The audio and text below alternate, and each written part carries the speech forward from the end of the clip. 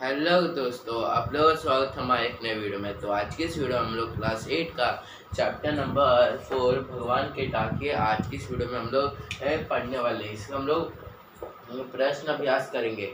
तो आज की इस वीडियो में हम लोग भगवान के डाकिए का प्रश्न उत्तर हम लोग इस वीडियो में करेंगे।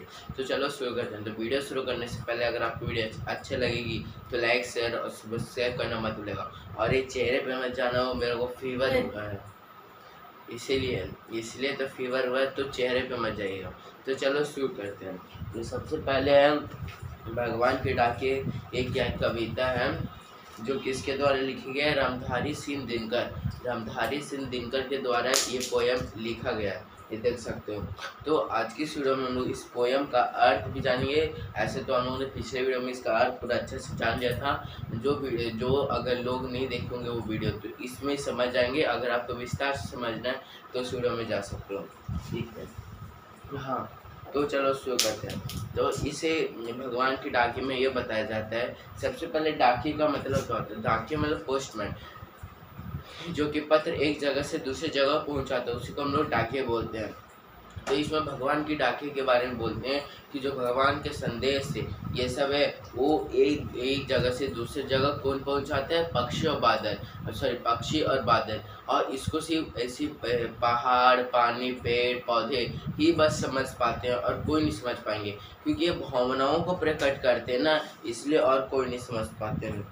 और ये प्रेम को परिवार मतलब कि प्रेम बताते हैं। भगवान के डाके मतलब पक्षियों बादल प्रेम बताते हैं, भावनाओं बताते हैं। तो इसलिए पेड़ पौधे, पहाड़, पानी सिर्फ जान पाते हैं क्या करना चाहते हैं।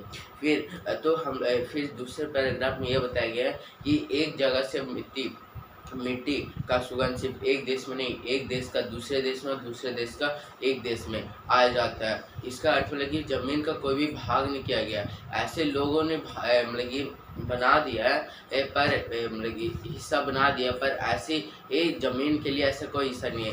एक धूल उड़कर दूसरे धूल में मिल सकते हैं और दूसरे देश का धूल मिलकर किसी और देश में मिल सकते हैं। तो ये बताया गया। उसके बाद फिर एक देश का पानी भाप बन के बादल बनता है और दूसरे देश में जाकर क्या है कि बरस जाता है। तो कोई भी बादल चिड़िया इस सबको कोई भी क्या की सीमा नहीं है। तो यह है क्या कि भगवान के डाकिए का सार। अब हम लोग प्रश्न उत्तर देखते हैं। कवि ने पक्षी और बादल को भगवान के डाकिए क्यों बताते हैं? स्पष्ट कीजिए। तो जो कवि है मतलब रामधारी सिंह दिनकर है, वो क्यों बताना चाहते हैं कि भगवान के डाकिए सिर्फ पक्षी और बादल हैं। और कवि पक्षी और बादल को भगवान के डाके इसलिए बता रहे हैं क्योंकि बस पक्षी और बादल ही भगवान के प्रेम भावनाओं को समझ पाते हैं और सब में बांट देते हैं। तो ये उसका उत्तर है। अब दूसरा, पक्षियों और बादल द्वारा लाई गई चिट्ठी को कौन कौन पढ़ पाते हैं? सोच कर लिखे। मतलब कि जब पक्षियों और बादल जब लाते हैं तो कौन कौन पढ़ते हैं? तो जब पक्षी और बादल पत्र लाते हैं, मतलब कि चिट्ठियाँ लाते हैं, तो पेड़ पौधे, पहाड़ और पानी ही समझ पाते हैं केवल। ये दूसरा आंसर। तीसरा, किन पंक्तियों का भाव मतलब कि जो दिया हुआ है उसको किसका अर्थ है? एक पक्षी और बादल प्रेम सद्भाव है, एकता का संदेश एक देश से दूसरे देश में भेजता है। मतलब कि इसका यह भाव है कि मतलब कि जो देश है वो एक देश का भाव, जैसे एक देश का धूल या पानी दूसरे देश में बारिश बनकर उड़ जाते हैं, दूसरे देश में चले जाते हैं। तो इसलिए उसका कोई सीमा नहीं, इसलिए हमें भी कोई सीमा नहीं बनाना चाहिए।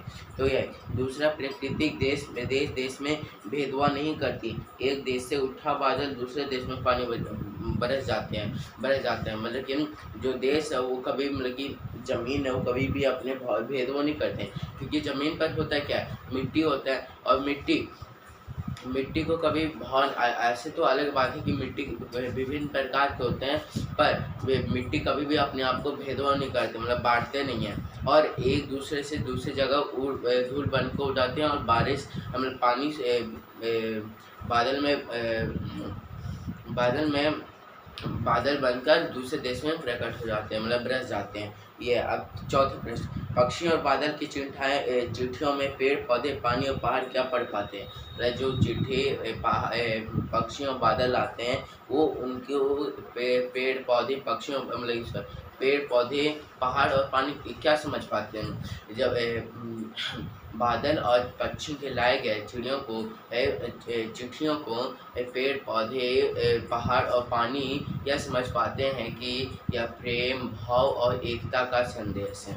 अब पाँचवा प्रश्न, एक देश की धरती दूसरे देश को सुगंध भेजती है, कथन का भाव स्पष्ट है। तो एक देश का दूसरे देश में सुगंध भेजते हैं, तो इसका अर्थ क्या है? मतलब जैसे कि अगर मान लीजिए कि दो भाई हैं, तो दो में कभी भी बंटवारे, बाद में बंटवारा हो जाएगा, पर जब बचपन में थे तभी भी लड़ाई नहीं होता था, कभी कभी हो जाता था। पर उसी तरह ज़मीन है, वो ज़मीन का बंटवारा नहीं किया जाता, ऐसे हम लोग बांट देते हैं, ये अलग बात है। तो यही है, इसका स्पष्ट है। अगर आपको वीडियो अच्छी लगे तो लाइक शेयर और सब्सक्राइब करना मिलेगा। हम लोग ने इस वीडियो में भगवान के दर के प्रश्न उत्तर किया, प्रश्न अभ्यास। तो वीडियो देखने के लिए धन्यवाद। आपका दिन मंगलमय हो।